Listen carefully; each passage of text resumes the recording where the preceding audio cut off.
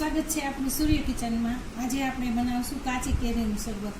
તો એના માટે મેં લીધી છે કેરી, આ રીતની કેરી આવે છે એ લીધી છે, અને ખાંડ અને ચપટી મીઠું અને ખાલી મરીને સંચળનો પાવડર જરૂર મુજબ નાખશું।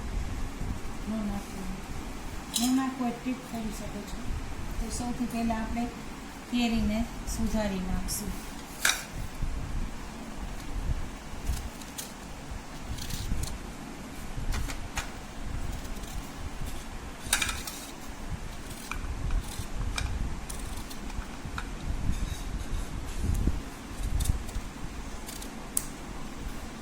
બહુ ઓછી વસ્તુમાં બનતું આ શરબત।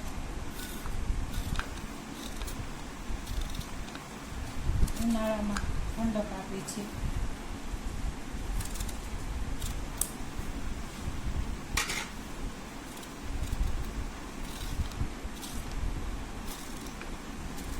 આવી રીતના કટકા કરી લેવાના છે બધા કેરીના।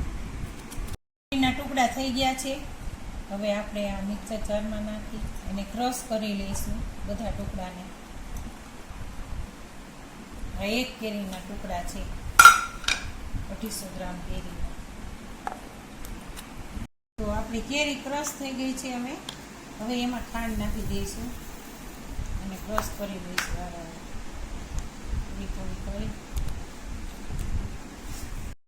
અને ખાંડ બે ક્રશ થઈ ગયા છે।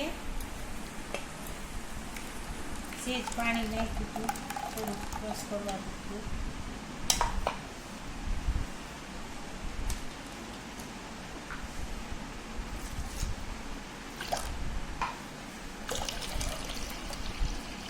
હવે આપણે એમાં પાણી નાખશું જરૂર મુજબ। 250 ગ્રામની એક કેરી સામે 200 ગ્રામ ખાંડ નાખી શકો છો।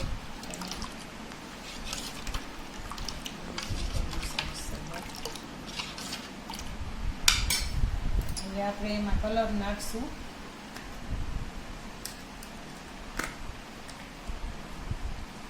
કલર નાખવો હોય તો નાખી શકો છો।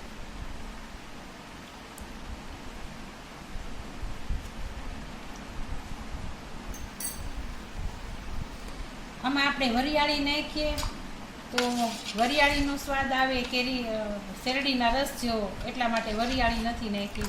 બહુ બધું નાખી તો સ્વાદ આનો કેરીનો નથી આવતો, એટલા માટે ખાલી કાચી કેરી અને ખાંડ બે જ વસ્તુનો આ શરબત બનાવેલું છે। એકદમ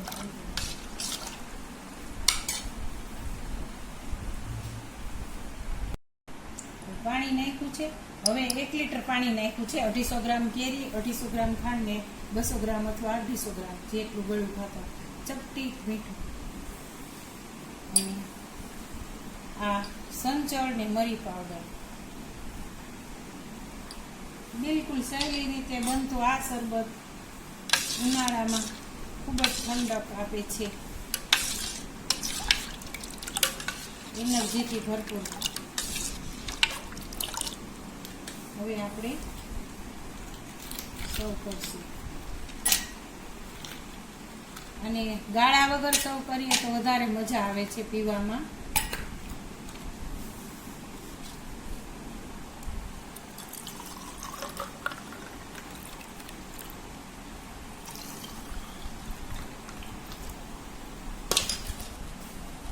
કેમ કે ગાળીએ તો સ્વાદ ન આવે, આવી રીતના કેરીની તો ઝીણી કટકી એકદમ મજા આવે પીવામાં।